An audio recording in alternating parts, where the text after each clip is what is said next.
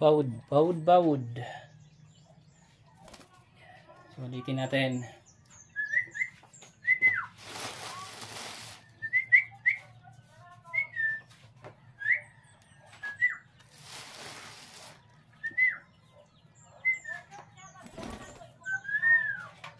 So, yan guys. So,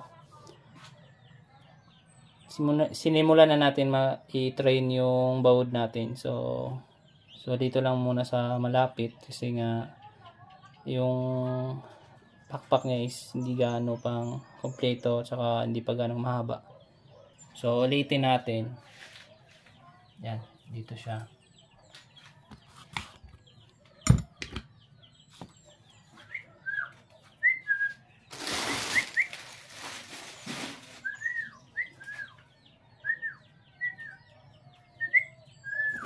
Yan. Malapit na siya guys. Yan. So dadapo na siya sa kamay natin. Yun. Bukas naman is step by step, yung medyo malayo na ganun. So yan nga. Baka mano yung pakpak na. So hindi pa ganong kumpleto kasi. Yan. So napaka-dry kasi niya guys. Kailangan kasi medyo basain natin para yung pakpak siguro sa sobrang init kasi. Kaya ayan. Dry na yung niya.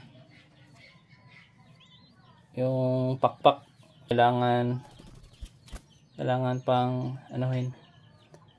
Yan. So ulitin natin last.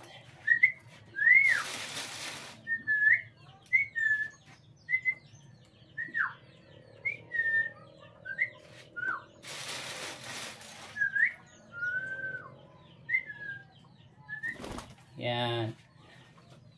Yan lang guys. Step by step lang muna tayo sa bawod natin para yun nga masanay hanggang sa malayo na yung ipapadapo natin sa kamay natin. So, yun.